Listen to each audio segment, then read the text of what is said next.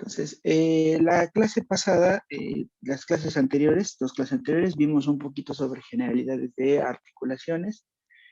Definimos lo que es una articulación, definimos su clasificación de acuerdo al movimiento y de acuerdo a su medio de unión. Hicimos una correlación entre estas dos clasificaciones y hicimos una descripción más profunda de las articulaciones más complejas del cuerpo humano, que son las articulaciones sinoviales por su medio de unión y de acuerdo a su movimiento son las articulaciones diartrósicas, ¿no? Aplicamos generalmente una generalidad de cómo está conformada estas articulaciones y después el día viernes pues platicamos un poquito sobre los diferentes tipos de articulaciones diartrósicas del cuerpo humano, características particulares en cuanto a sus movimientos, que decíamos que los movimientos de una articulación van a estar limitados en parte por las superficies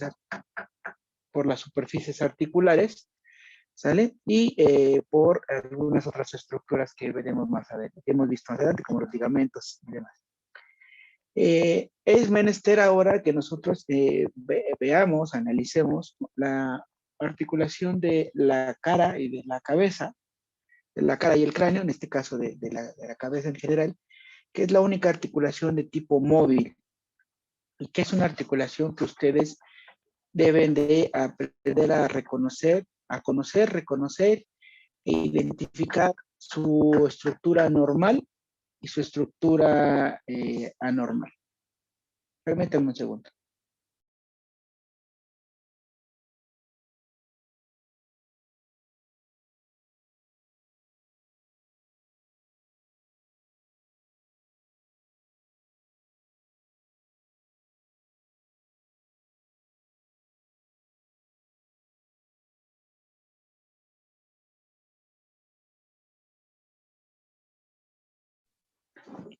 ¿Sale? Perdón.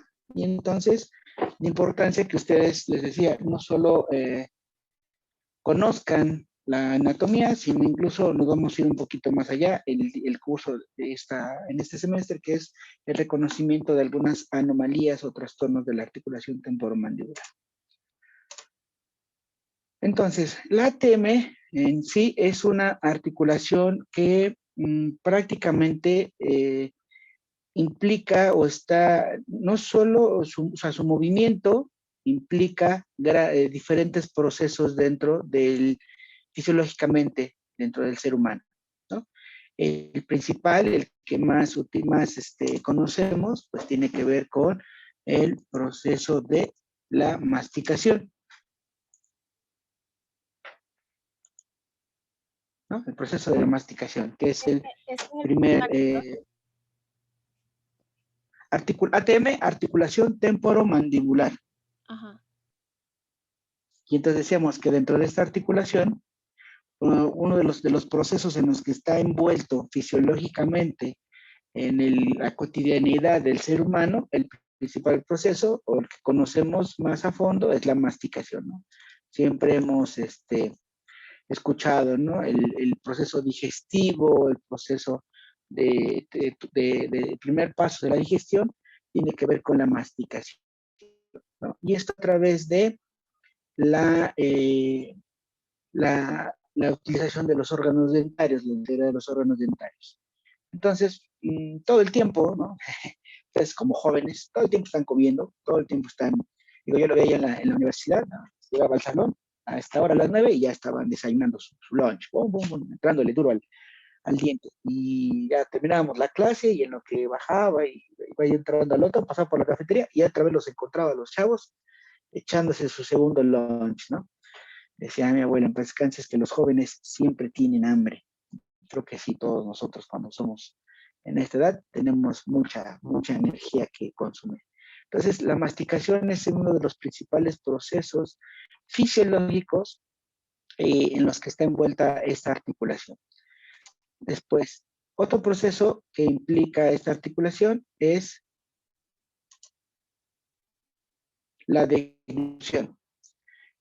Siguiente paso, una vez que se tritura el bolo alimenticio, pues tiene que pasar hacia la faringe, ya sea deglutir el bolo alimenticio. Entonces, ciertos movimientos, veremos más adelante durante los movimientos fisiológicos de la articulación, como también hay un movimiento en particular de la articulación que favorece que ese bolo alimenticio pueda ser deglutido adecuadamente y pasado para la siguiente fase, es decir, llegar hacia nuestro estómago para el inicio del rompimiento de las cadenas polipeptídicas, carbohidratos, lípidos, proteínas y todo lo demás, ¿no?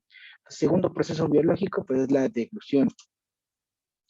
Otro proceso, lo que estoy haciendo ahorita, ¿no? El habla.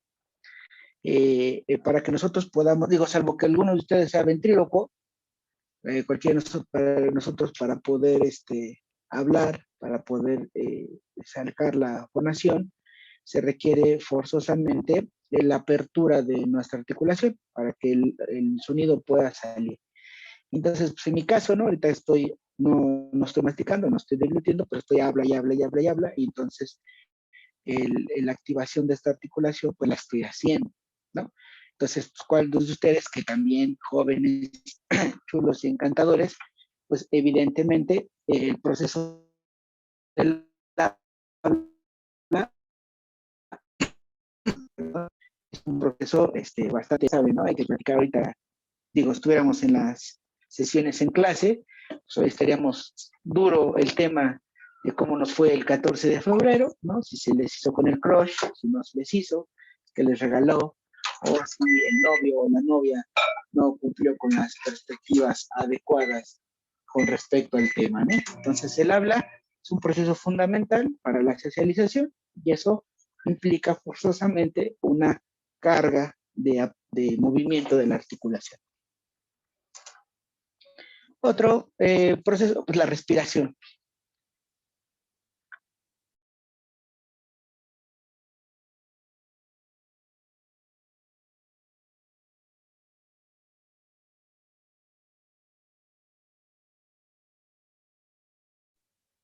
Bueno, permíteme un segundo, tengo una situación, permíteme 5 minutos. Por favor, tengo una estación aquí en casa, ahorita regreso, permítame.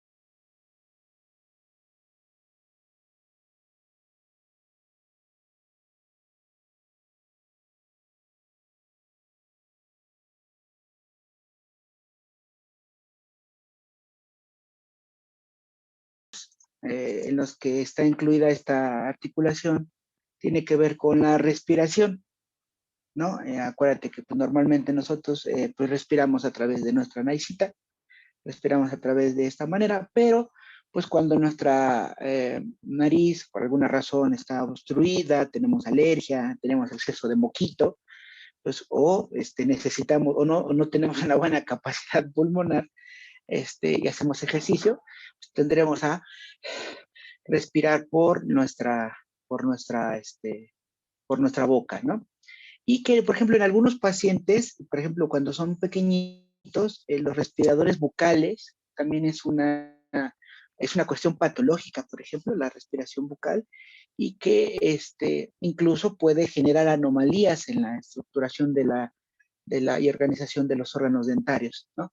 Un paciente pediátrico que es respirador bucal conlleva alteraciones de su ordenamiento del habla, del ordenamiento de los dientes y de la articulación, ¿sale? Y entonces, vean, son muchos procesos, pero no solo ese, y aquí voy a poner una flechita, aquí, flechita, y todavía hay otro proceso. Algunos autores hablan que nosotros, ¿qué pasa, no? Cuando vamos, venimos del súper con las bolsas, ¿no? Y en eso, pues, híjole, ya tienes ocupadas todas las manos y ya no tienes para dónde la otra mano agarrar bolsas y quieres sacar las, las, este, las, arte- las llaves y pues todos los sujetas con una mano y con otra con la boca, ¿no? Entonces, o quieres abrir un frasco que no se puede, o bueno, qué sé yo, ¿no? Entonces, dicen algunos autores que funciona como una tercera mano,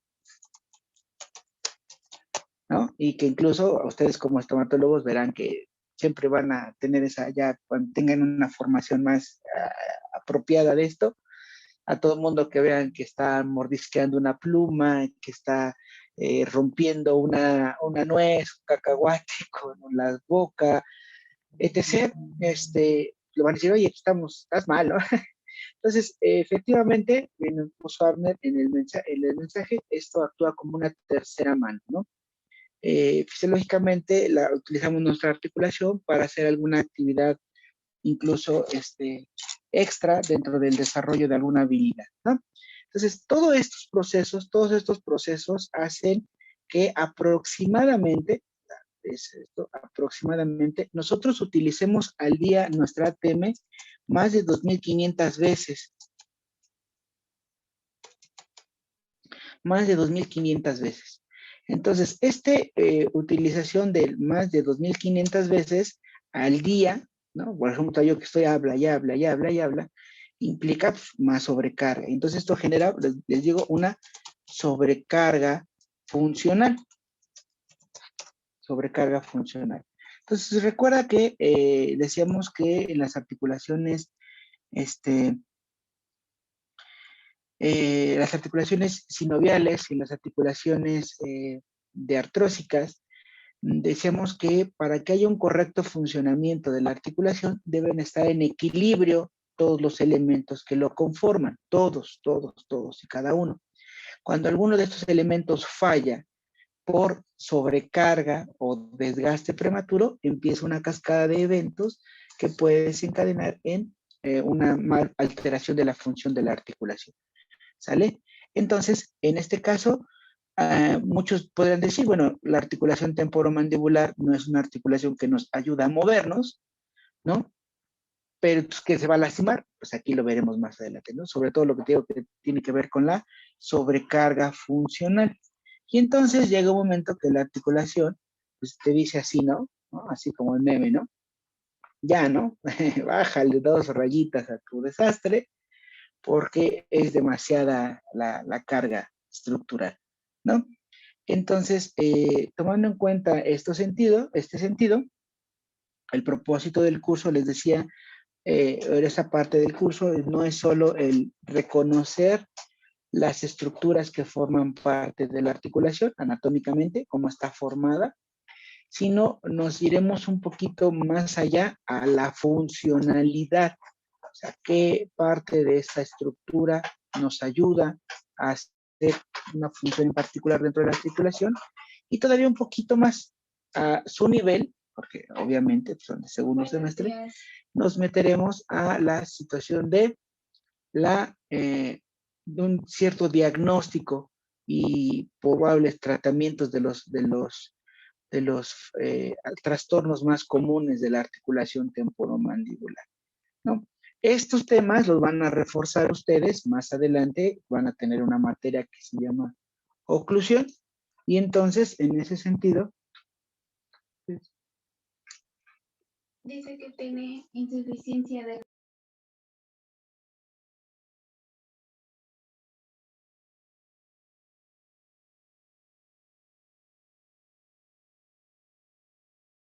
¿sale? Entonces van a tener una materia exclusiva de esto que se llama oclusión, que les va a hablar más a fondo. Entonces, parte de los conceptos que vamos a manejar aquí en este curso, pues bueno, nos adelantamos un poquito para esa materia, que la cual no me pienso meter, porque tampoco soy experto en oclusión dental, obviamente.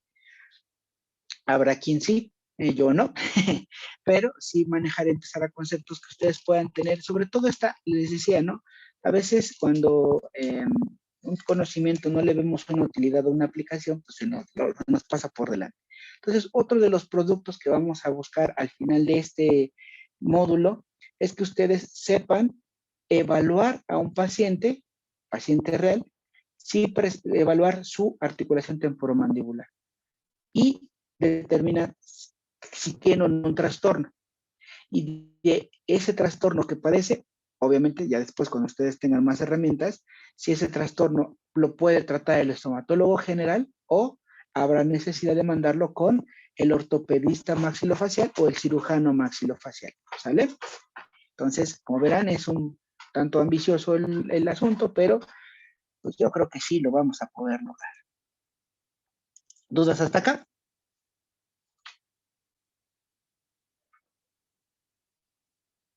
No, Doc. Todo bien. Todo bien. Gracias. Muchas gracias. Vamos, adelante. Entonces, lo que les decía, ¿no? Se llama articulación temporomandibular porque es fácil, ¿no? Es establecido entre lo que se encuentra entre la porción escamosa del hueso temporal y el cóndilo de la mandíbula. ¿Sale? Entonces, es una articulación que se denomina que es articulación de la cabeza. Porque, acuérdate, la mandíbula es parte de los huesos del macizo facial y el hueso temporal es parte del cráneo. Entonces, es la única articulación móvil de la cabeza, no de la cara, ¿no? Cuando decíamos que la mandíbula era el único hueso móvil de la cara, porque la mandíbula solo está en la cara, no en el macizo facial. Pero cuando ya hablamos de la articulación implica huesos del cráneo y huesos de la cara, ¿sale? Entonces, dice aquí claramente la articulación temporomandibular, ATM, no a todo México, o ni a toda anime, es aquella que se encuentra entre la porción escamosa del hueso temporal y el cóndilo de la mandíbula, ¿sale? Entonces, bueno, ahorita espero, vamos a retomar algunos, cuando hablamos de, por ejemplo, superficies óseas, vamos a retomar algunos tópicos que ya hemos visto o tratamos la clase, el semestre pasado. ¿Sale? Entonces, desde el punto de vista funcional, ¿no? la se clasifica como una artrosis bicondilia. ¿Vale? Es una articulación con movimiento de artrosis y es bicondilia. ¿Por qué? Porque la mandíbula tiene dos cóndilos, ¿no? Tiene el cóndilo derecho y el cóndilo izquierdo, que algunos autores también la clasifican como una articulación tipo gínglimo, ¿sí? Así como de tipo, como la del codo. Pues ahí hay una discusión, pero de acuerdo por la forma en la que se encajan las prótesis articulares, ¿no? Pero bueno, para no meternos en problemas de que si uno y el otro, la más aceptada es que es una articulación de tipo bicondile, ¿sale? Ahora, desde este punto, y veremos estas peculiaridades que tiene la articulación, que es una articulación de 2 en 1. O sea, si se acuerdan, o sea, estamos hablando del cóndilo derecho y del cóndilo izquierdo.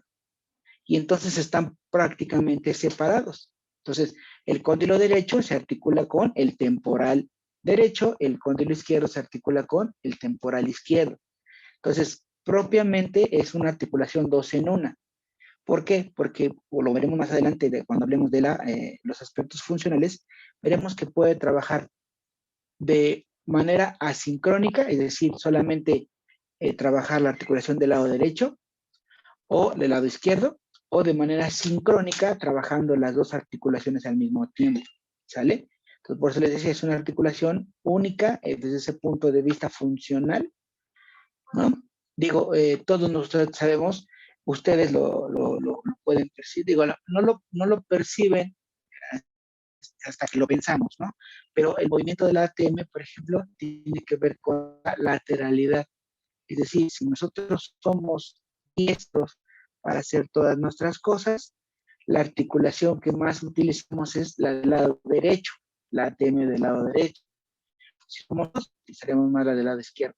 Entonces, hagan memoria que cuando ustedes mastican un bocado, normalmente siempre aunque utilizan todas las dientes para utilizar el proceso de trituración, donde lo trituran más es hacia las molares del lado dominante de su preferencia, que en este caso pues, es el derecho en la mayoría de los casos. ¿Sale?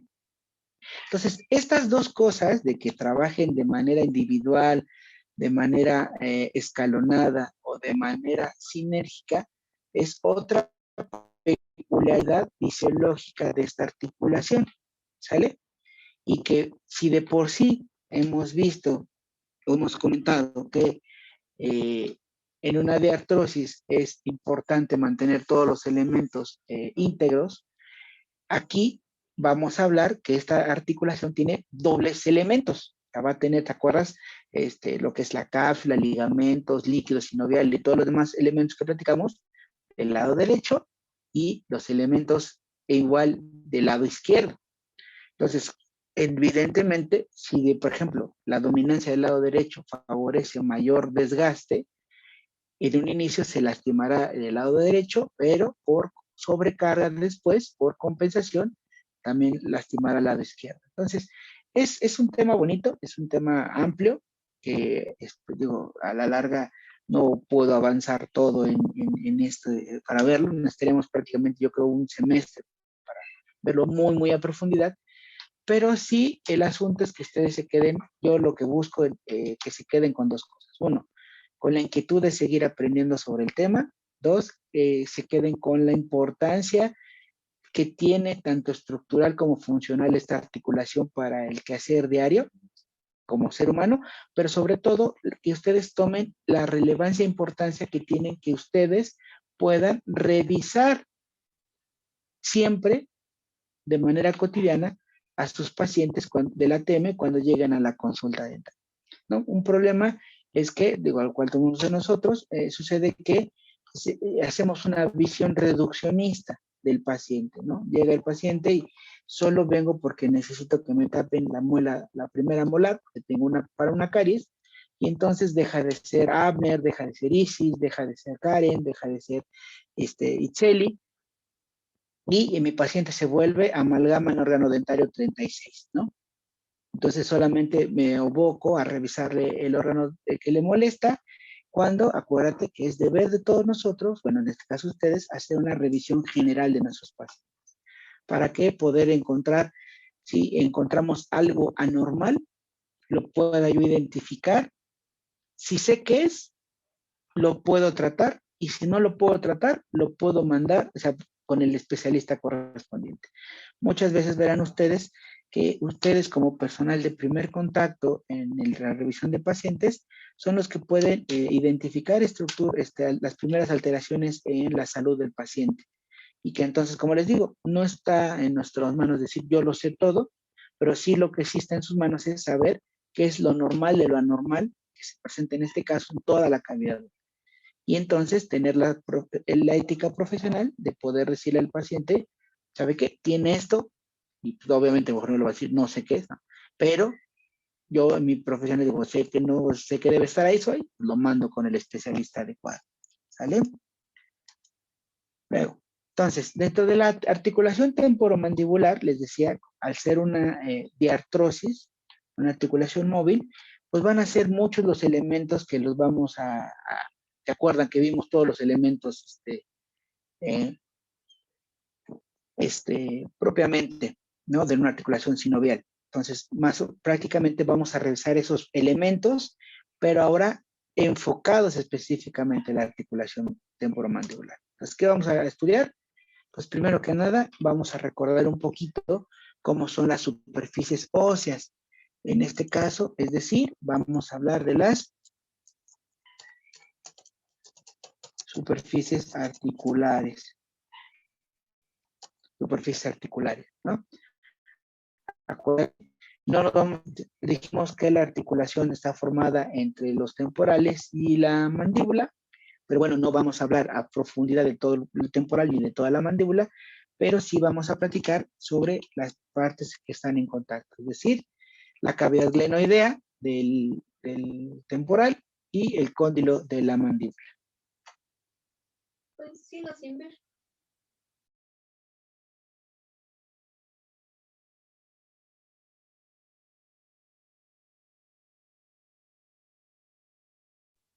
Otro elemento que vamos a hablar es del disco articular. Disco articular, ¿sale? Que es ¿te acuerdas que platicamos de los meniscos? Bueno, ese es ahora aquí en el caso del ATM, recibe el nombre de disco articular, ¿sale? Es una variante que tiene mucha importancia, no solo para la compensación de las estructuras articulares, sino veremos más adelante que es uno de los principales elementos que se altera en los trastornos de la articulación temporomandibular es el disco articular, ¿sale? Hablaremos de los ligamentos.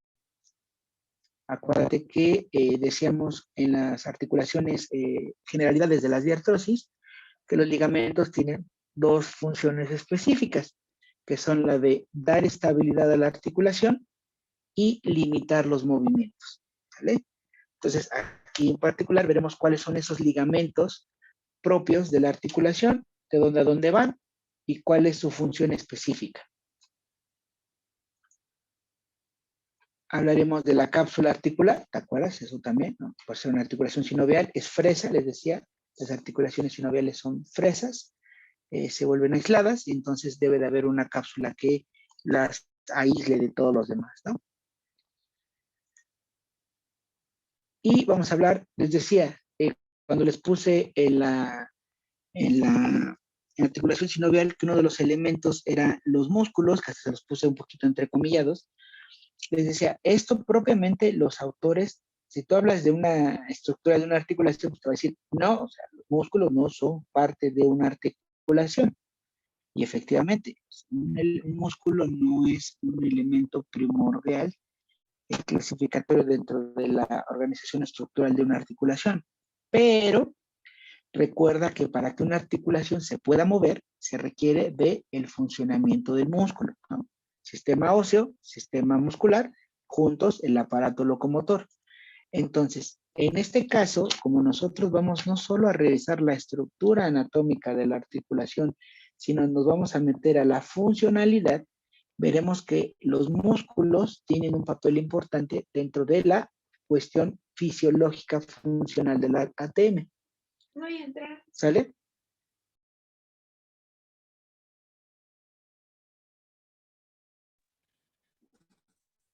¿Sale? Y entonces veremos los músculos principales que están envueltos en la masticación. Otro elemento que aquí no, ese no lo vamos a tocar porque, pues bueno, ya ustedes lo han visto en otras materias y lo van a ver más a profundidad en la materia de oclusión, pero que veremos más adelante cuando hablemos de la, de la valoración y de la cuestión de tipo ATM. Un elemento importante también son... Dios. Mandé, ¿qué pasó, Belén? Apaga tu micrófono. Son los órganos dentarios, ¿no? Los órganos dentarios. Entonces, que igualmente no es un elemento propio de la articulación, no lo es, pero que también cuando hablemos de la valoración veremos cómo la articulación temporomandibular, su correcto funcionamiento, su estabilidad y su funcionalidad adecuada depende en gran medida de que los órganos dentarios tengan una buena alineación, una buena oclusión, una buena anatomía dental, ¿no? Que estén presentes y demás. Pero cuando hablemos de la valoración, veremos un poquito esta parte de cuál es la importancia de los órganos dentarios dentro de la estructuración de la ATM. ¿Sale? ¿Dudas? No, doctor, todo va bien.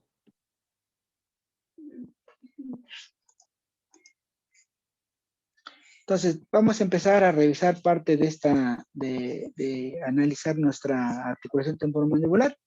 Entonces, la primera que vamos a empezar a revisar es las estructuras óseas o las superficies articulares propiamente, ¿no? Que es el primer elemento de nuestra lista. Entonces, decíamos que aquí son dos huesos, propiamente son tres, ¿no? Es una articulación de tres huesos, ¿no? Porque son los dos temporales, tanto derecho como izquierdo, y la mandíbula, ¿no? Entonces, ¿qué vamos a estudiar específicamente del temporal y la mandíbula? Pues bueno, del temporal vamos a hablar de la cavidad glenoidea y del cóndilo del temporal, ¿sale? Y de la mandíbula vamos a hablar del cóndilo mandibular y del cuello del cóndilo de la mandíbula, ¿sale? Como estructuras preponderantes, ¿vale? Entonces, vale. Entonces, les decía, de las estructuras óseas, la primera que vamos a revisar es nuestro hueso temporal.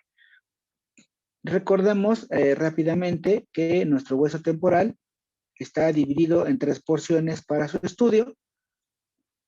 Una porción, la escama del temporal, una porción mastoidea y una porción petrotimpánica o petrosa o la roca del temporal o el peñasco del temporal, ¿sale? Son esas tres porciones. Ahora, la que nos interesa en particular es la más extensa hasta cierto punto, que es toda esta zona, que se denomina la escama de nuestro hueso temporal, ¿sale? Entonces decíamos que cuando estudiamos esta parte, que nuestra escama del temporal la podíamos dividir en dos porciones claramente, una porción superior y una porción inferior, aquí bien delimitada, ¿no? La porción superior, que es prácticamente muy plana, con ciertas rugosidades, daba lugar a estar insertado o asentado el músculo temporal, ¿no? En esta situación.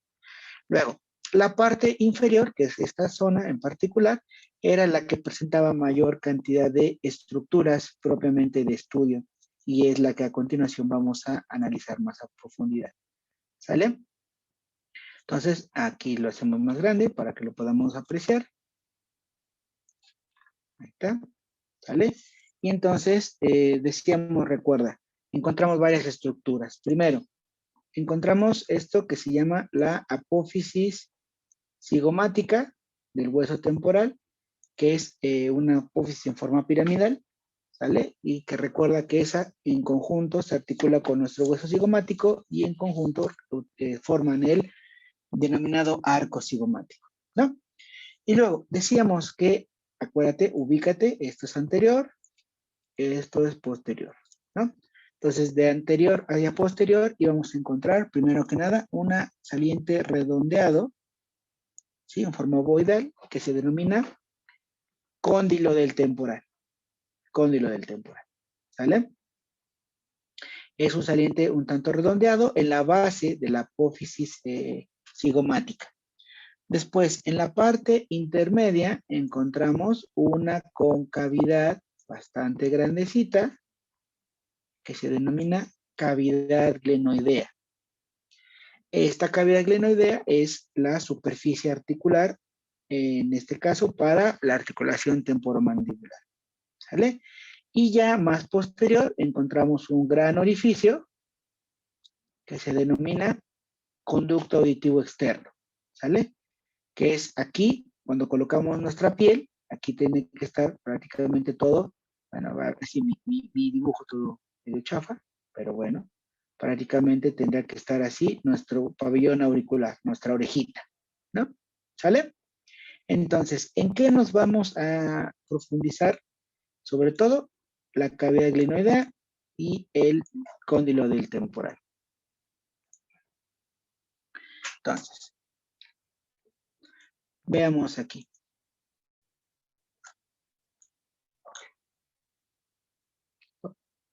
¿Cómo le bajo?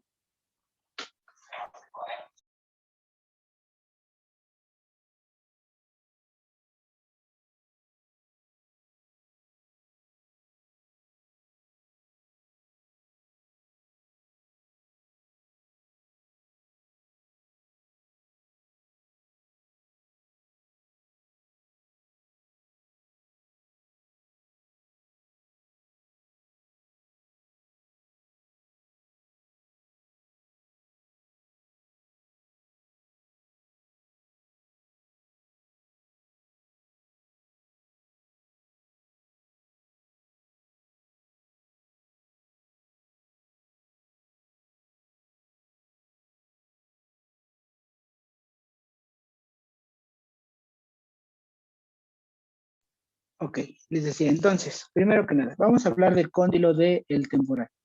El cóndilo del temporal, vean, es una estructura, aquí lo estamos viendo, vean, cómo lo estoy poniendo un poquito de atrás. Es una estructura un tanto elipsoidal, ¿sale?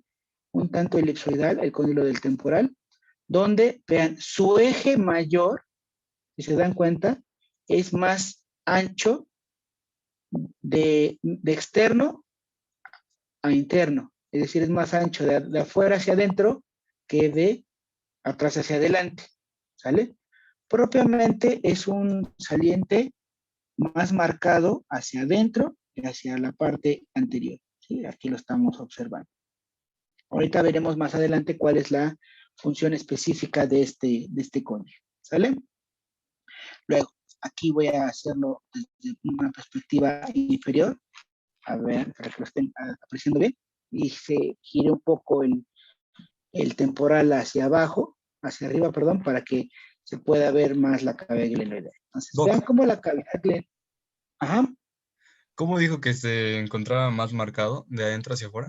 es más ancho, o sea, es un saliente elipsoidal, pero su eje más amplio es en sentido de afuera hacia adentro, que en sentido antero-posterior.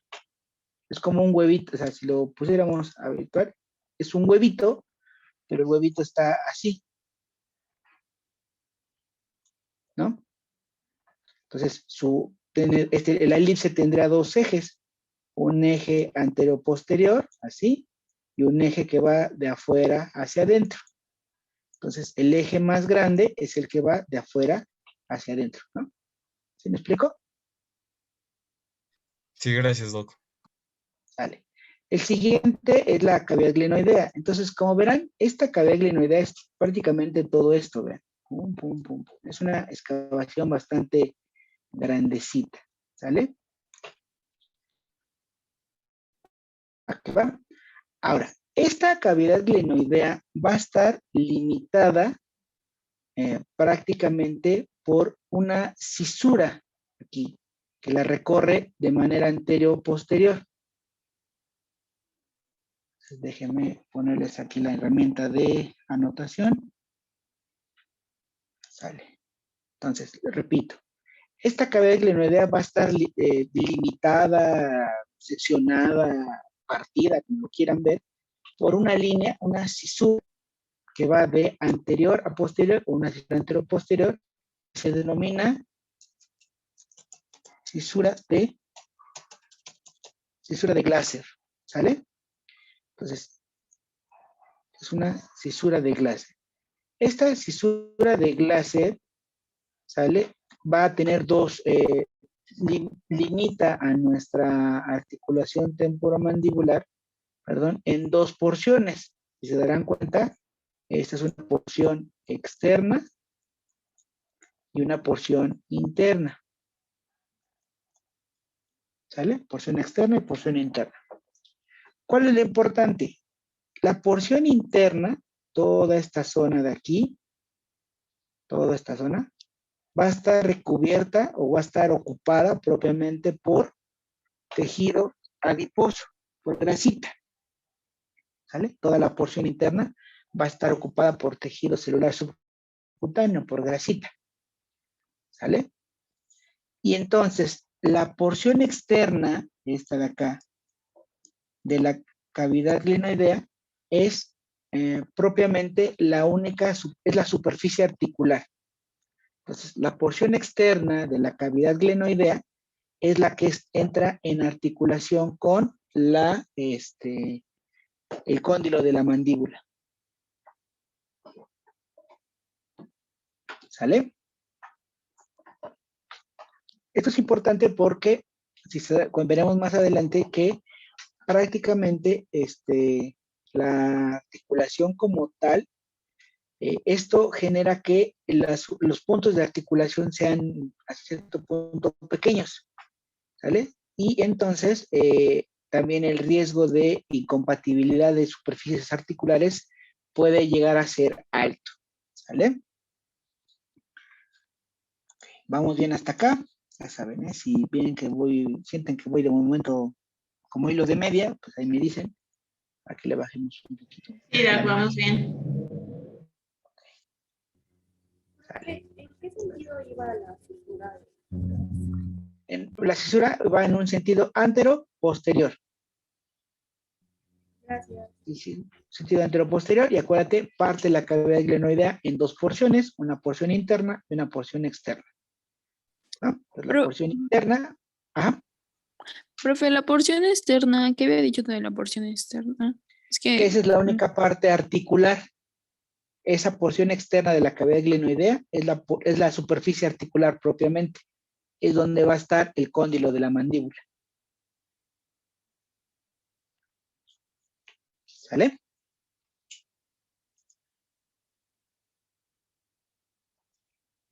Doctor, ¿Sí escuchó? todo lo que hablamos es de la cavidad glenoidea, ¿verdad? La cavidad glenoidea, ¿sale? Ok, está bien. Sí, perdón.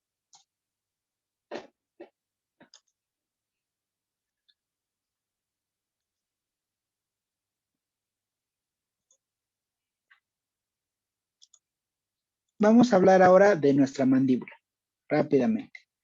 Recordarás que nuestra mandíbula es un hueso completamente impar, ¿sale? Con forma de herradura, ¿sale? Y que para su área de estudio, decíamos, tiene tres porciones bien delimitadas.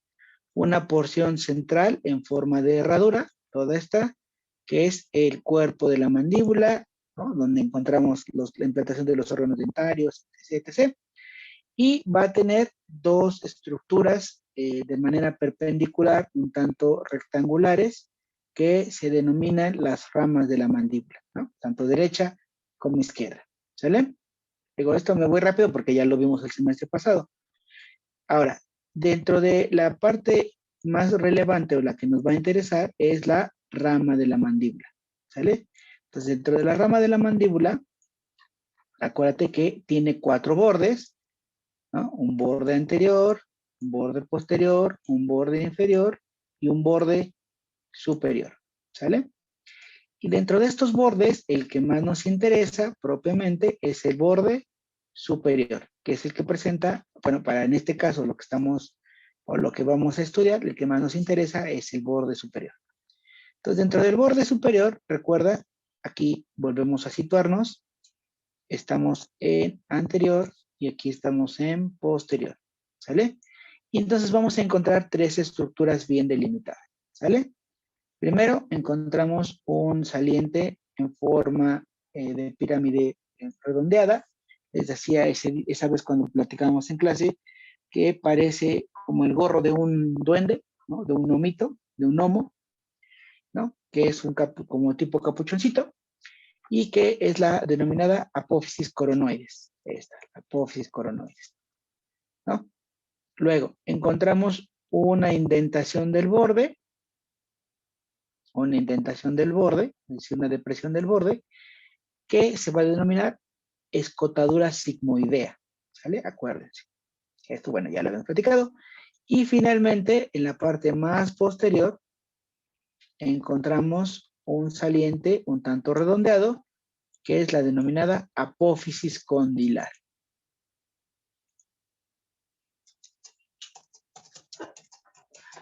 Apófisis condilar. Apófisis, no apófosos, perdón. Apófisis condilar. Y entonces, aquí la apófisis condilar es la que ahorita en particular nos vamos a meter más a profundidad porque es la parte que tiene que ver con la superficie articular en esta articulación temporomandibular. ¿Sale? Entonces, lo hacemos todavía un poco más hacia acá. Entonces veremos que, y lo voy a hacer un poquito acá. Exacto. Para que se vea bien. Ahí está. Entonces, esta superficie condilar, recuérdate, tiene dos estructuras todavía en particular. Una, aquí tiene una pequeña depresión. Aquí no, espero que se note bien en el simulador. Va a tener una pequeña depresión, es decir, como si le hubiéramos colocado nuestro dedito sobre el Play-Doh, sobre la plastilina, ¿no? Que queda así el huequito, el cajetito. Tiene esa pequeña depresión que se va a denominar cuello del cóndilo. Cuello del cóndilo, ¿sale? El cuello del cóndilo.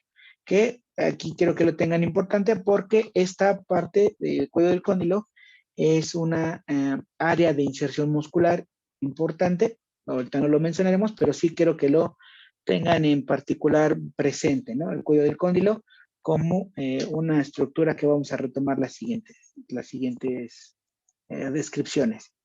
Y luego, en la parte más superior, ¿ve? Encontramos un saliente elipsoidal. Encontramos un saliente elipsoidal. Aquí, y que este es el denominado cóndilo, que es la superficie articular, es el cóndilo mandibular, que esta es la superficie articular de la mandíbula, es decir, es la que va a estar en contacto con la porción externa de la cavidad glenoidea, ¿sale? Entonces repetimos, el cóndilo tiene la forma un tanto elipsoidal, como un huevito, ¿sale? Y este cóndilo es el que va a estar en articulación en la superficie articular de la mandíbula con la porción externa de la cavidad glenoidea. Quiero que vean aquí entonces cómo porque normalmente en algunos libros, no sé por qué lo hacen así, les presentan el cóndilo en esta forma, como un huevito así. Y no lo es. La realidad es que la vida y a todo color, porque bueno, yo he tenido la oportunidad de tener cráneos en vivo y a todo color, es al revés. El elipse del cóndilo es así, un huevito parado, ¿sale? Entonces, y a veces, como en este caso se ve en el simulador, un tanto inclinado, ¿sale? Entonces, es una elipse, sí, pero no está en una posición completamente, ni meramente horizontal, ni meramente vertical. A veces presenta cierta angulación.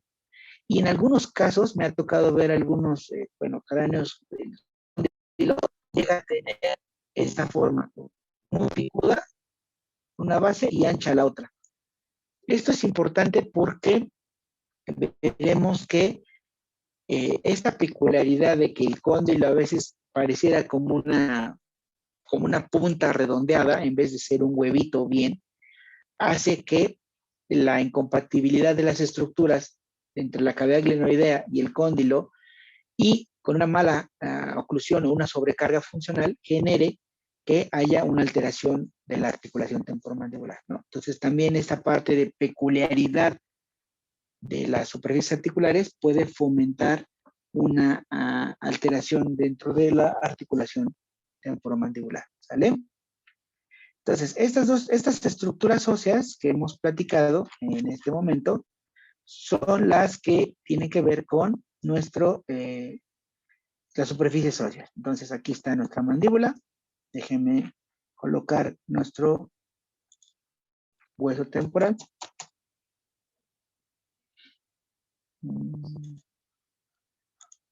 Ahí está. Entonces, vean, aquí lo estamos viendo. Entonces, en particular, lo que a nosotros nos va a interesar, pues es esta unión. Pinte de azul el temporal para que lo puedan, bueno, creo que ustedes lo ven de verde, yo lo veo azul. Ya, mi pantalla de la computadora está medio rara. Entonces, esta zona es la que nos va a interesar, toda esta articulación. ¿Sale? Entonces, ve cómo el cóndilo prácticamente, si te das cuenta, no tiene una compatibilidad al 100, lo estoy acercando más, no tiene una compatibilidad completa la superficie articular del cóndilo con la cavidad glenoidea. ¿Sale? Acá lo que les decía. Aquí vean cómo aquí hay una porción de la cavidad glenoidea, esta, la parte interna, ¿se dan cuenta? Que es la que no está en articulación. La parte externa es la que sí está en articulación. Entonces, no hay una adecuada complementariedad. ¿Sale? Entonces, cuando está articulado el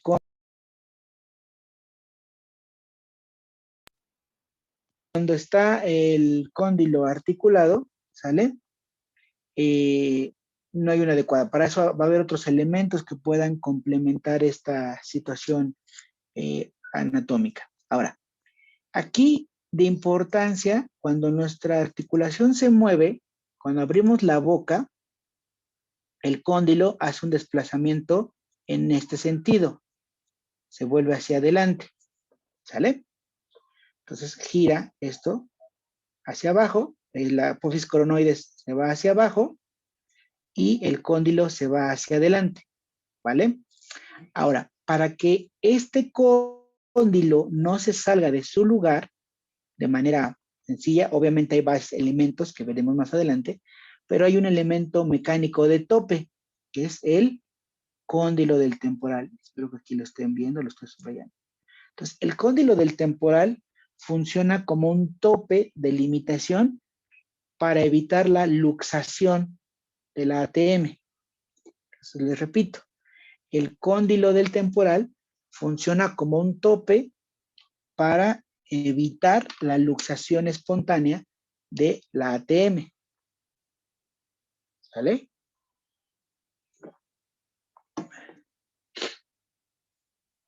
Una vez más, Doc, por favor. Pues les decía que el cóndilo del temporal funciona como un tope para evitar que se genere la luxación espontánea de la ATM. ¿Sí? Es como un segurito. ¿Sale? Ojo, esto no, o sea, estamos hablando que es un mecanismo fisiológico, pero veremos más adelante cuando hablamos, les decía, acuérdate que todo esto debe estar en un delgado equilibrio, ¿no? Todos los elementos. Cuando otros elementos llegan a fallar o hay una sobredistensión, una sobreapertura, algunas veces el cóndilo puede, en lugar de estar apoyado en esta parte, en la máxima apertura, puede incluso brincar hasta esta zona, el cóndilo de la mandíbula. Y entonces en algún momento sobreextendemos todavía la apertura de la boca y ¡pum! El topecito no es suficiente y este cóndilo se posiciona en esta zona, por delante del cóndilo del temporal.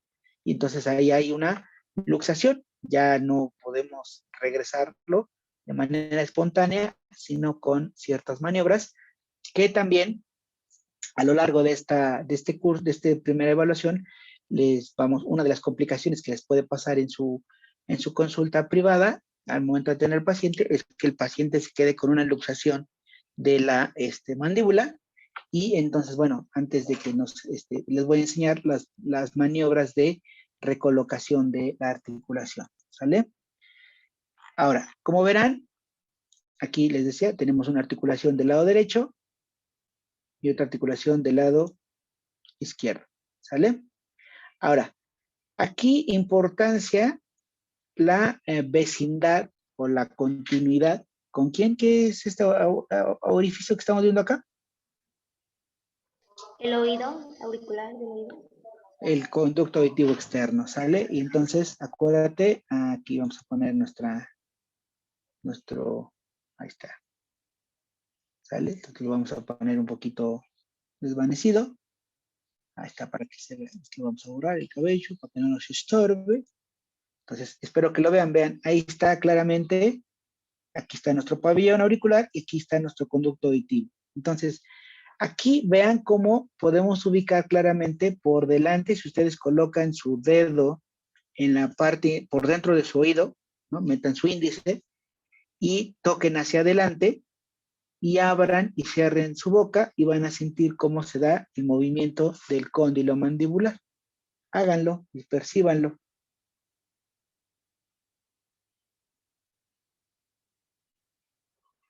¿Ya?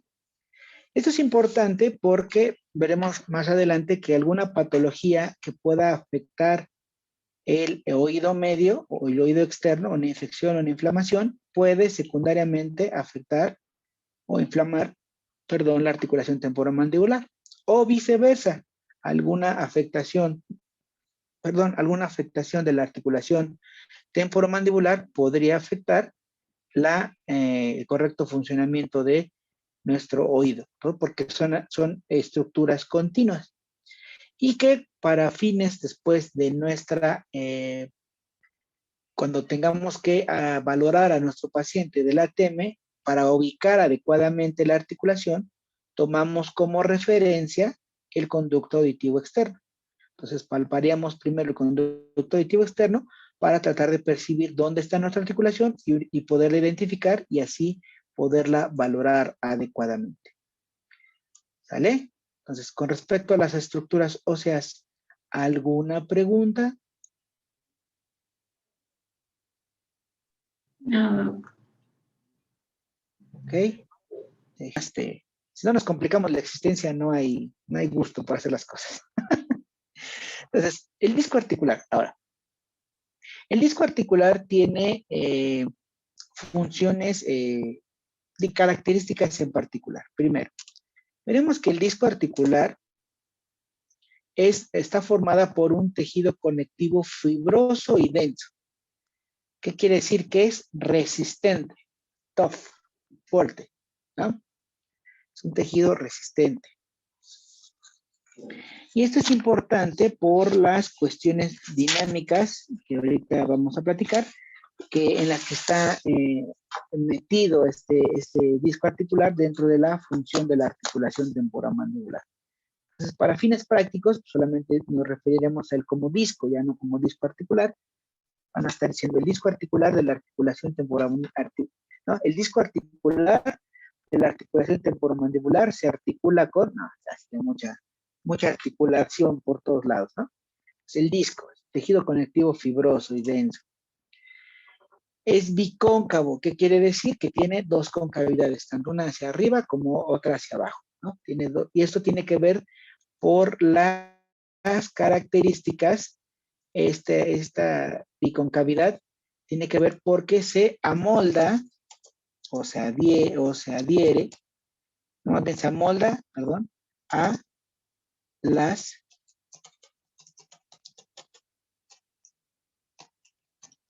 superficies articulares, ¿no? Entonces, la forma del disco está dada porque se amolda, se adecua a las superficies articulares, ¿sale? En este caso, a la cavidad glenoidea y a la cavidad glenoidea y al cóndilo de la mandíbula. Entonces, este disco va a estar ubicado entre la porción escamosa temporal, es decir, entre la cavidad glenoidea y el cóndilo mandibular. Este disco tiene la particular función de, así se denomina, rectificar las superficies articulares.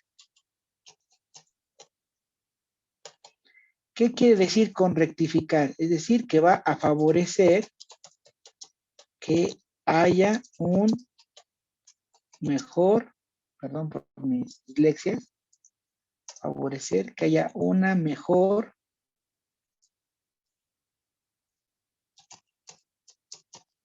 compatibilidad estructural. Les decía, ¿no? Veían la cavidad glenoidea, es como un cajetito, y a veces el cóndilo de la mandíbula, más que no tiene la misma forma como el elipse. ¿Te acuerdas que te decía? La cavidad es un tanto más ancha y solo una porción es la que se articula, y el cóndilo a veces tiende a ser más pequeñito o más hasta cierto punto como puntiagudito. Digo, en los esquemas que nos presentan en los libros y todo, pues nos lo dibujan así redondeadito, bonito, todo como si fuera un rompecabezas que se encaja adecuadamente. La realidad es que no es así. Entonces, para que se rectifiquen estas estructuras, se amolden, encajen adecuadamente, esto lo hace el disco. Por eso tiene esta forma bicóncava, porque se adapta a las dos porciones. Entonces, este disco va a estar ubicado entre la cavidad glenoidea, está el disco y después está el cóndilo de la mandíbula. ¿Sale? Y ahorita les voy a enseñar la imagen para que no se me pierda. ¿Sale? Luego, este disco, tiene dos características muy importantes. Es avascular y anervado en su parte central. ¿Qué es avascular? ¿Que no tiene vasos sanguíneos?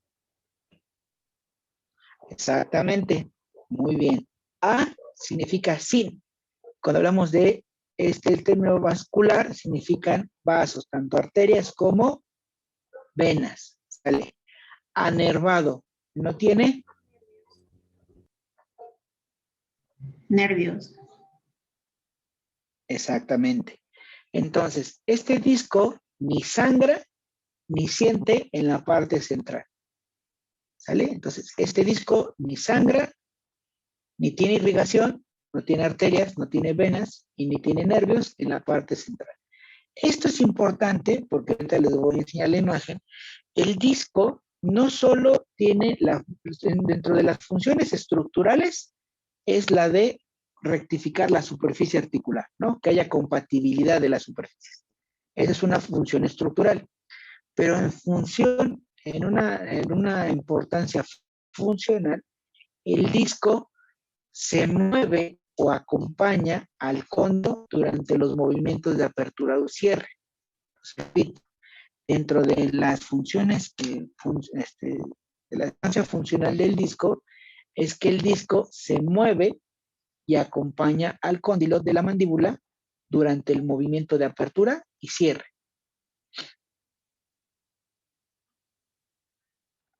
Entonces, el cóndilo siempre va a estar posicionado en la parte central del disco.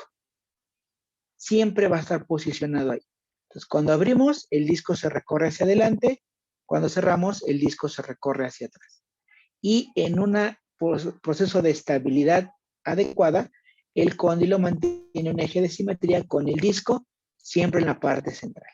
Entonces, esta parte central de nuestro disco articular siempre recibe una carga dinámica fuerte, es decir, recibe mucha presión, mucha fuerza.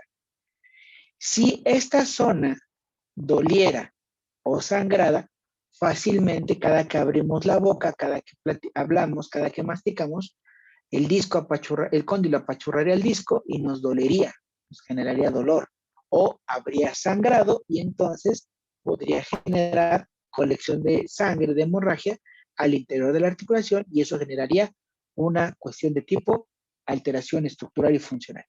Para que esto no suceda, tiene estas reservas nuestro cóndilo, nuestro disco articular. Y finalmente, en torno a su periferia, se inserta la cápsula. Entonces, hacia los extremos de nuestro disco articular se va a insertar propiamente nuestra cápsula articular, que también es un elemento que veremos más adelante. ¿Dudas hasta acá?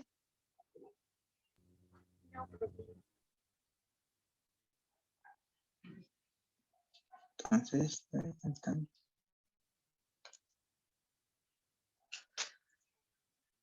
Entonces, así vemos nuestra articulación, ¿sale? Entonces, como verán, vean, aquí estamos viendo nuestro cóndilo, nuestra superficie condilar, ¿ok? Y aquí vemos la superficie del disco. Pues les decía, el disco va a estar ubicado entre el cóndilo y la cavidad glenoidea, ¿sale? Entonces, normalmente, siempre el disco,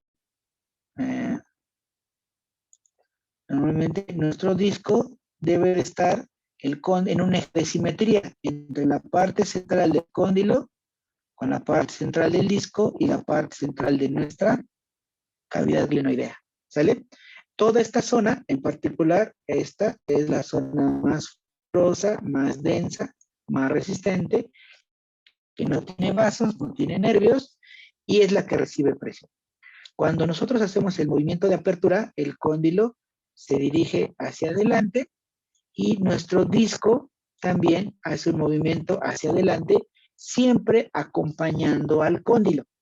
Entonces, cuando se posicionan aquí en máxima apertura, en esta zona, acuérdate que aquí es el cóndilo del temporal, esta zona. Entonces, cuando estamos en una posición de máxima apertura, nuestro cóndilo el disco se posiciona en esta zona y hay una, digamos, apachurramiento fuerte entre el cóndilo del temporal, de la mandíbula, sobre el disco, sobre el cóndilo del temporal. Cuando hacemos, ¿no? Cuando van al médico y, abre la boca, lo más que puedan, ese movimiento de máxima apertura va a generar que el disco esté lo más anterior posible y se está apachurrando entre los dos cóndilos, tanto el de la mandíbula como el de el temporal. Cuando cerramos, el disco regresa a su posición adecuada, a su posición normal. Y entonces hay veces cuando estas posiciones de movimientos se alteran por algunos elementos que veremos cuando hablemos de los trastornos, se pierden esta estabilidad de la articulación y entonces el disco empieza a generar lesión. ¿Por qué? Porque en el disco tú me vas a decir, bueno, si tiene en esta zona esa vascular y enervado, ¿de dónde se nutre nuestro disco? Porque el disco debe de irse regenerando, irse pues manteniendo. El disco en los extremos, en estas partes, sobre todo hacia lo más anterior y hacia lo más posterior, es donde presenta una rica vascularización y una abundante inervación. Entonces, hacia los polos es donde va a tener los elementos de nutrición y los elementos de sensibilidad. Entonces, cuando por alguna razón el cóndilo tiende a impactar tanto la parte posterior o la parte anterior de nuestro disco, es cuando lo puede empezar a lastimar, ¿no? Es cuando le puede generar algún tipo de daño estructural. Esto lo veremos más adelante cuando hablemos de trastornos, ¿sale? ¿Dudas hasta acá? No, profe. Doc, ¿cómo dijo que se ponía el disco cuando se hacía la apertura? La apertura máxima, el disco se colocaba en la parte más anterior, en esa zona, y quedaba posicionado entre el cóndilo de la mandíbula y el cóndilo del temporal. Gracias, Doc. Doctor, ¿Sale? ¿y qué pasa como cuando hacen una operación de las amígdalas? Dicen de que hacen una apertura grande entre la mandíbula. ¿Tiene que ver algo el disco y toda la cavidad glenoidea ahí? Ajá, fíjate, no, cuando hacen una operación de amígdalas, lo que hace el otorrino es luxar la cavidad, la articulación, perdón. Lo que hace el otorrino es, o sea, porque si te mantuvieran con una hiperextensión forzada durante, ¿cuánto puede durar una cirugía de las amígdalas? Si te mantuviera, primero estás dormida, y entonces eso hace que la apertura tenga que ser de manera pasiva, es decir, que algún instrumento, algún elemento te mantenga la boca abierta, ¿no? Porque estás dormida o estás dormido. Pero si te abren, tú sostienes la apertura forzada durante mucho tiempo, vas a empezar a lastimar el disco, ¿sale? Y entonces lo que hace,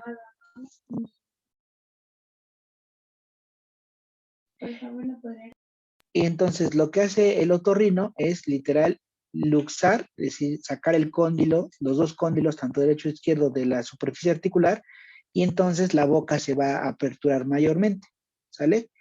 Y como estás dormida, los músculos no presentan tanta resistencia, no va a haber tanta lesión.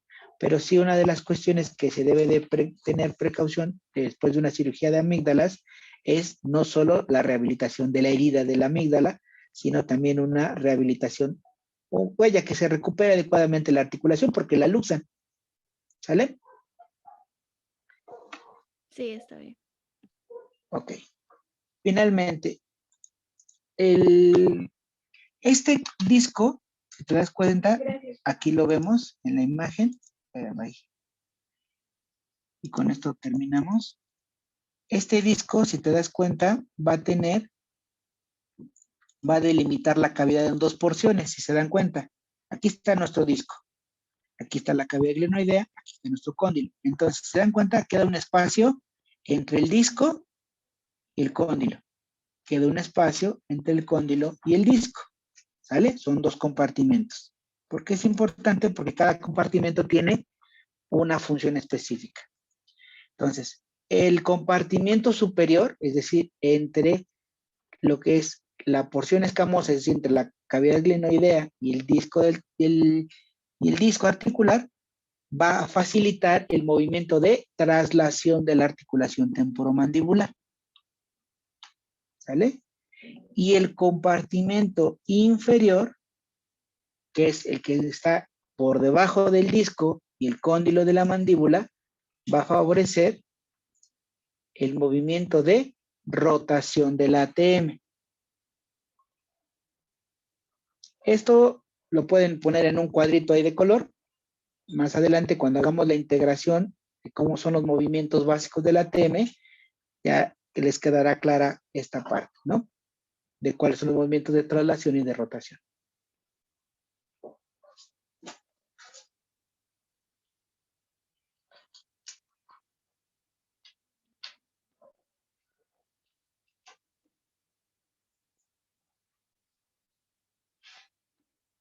¿Alguna duda o comentario hasta aquí? No, doctor, todo está claro. Solo denos un minuto todo para claro. copiar. ¿Vale? Ah, que acaben de copiar. No, sí, solo denos un minuto para terminar de copiar esta página. Sí, sí.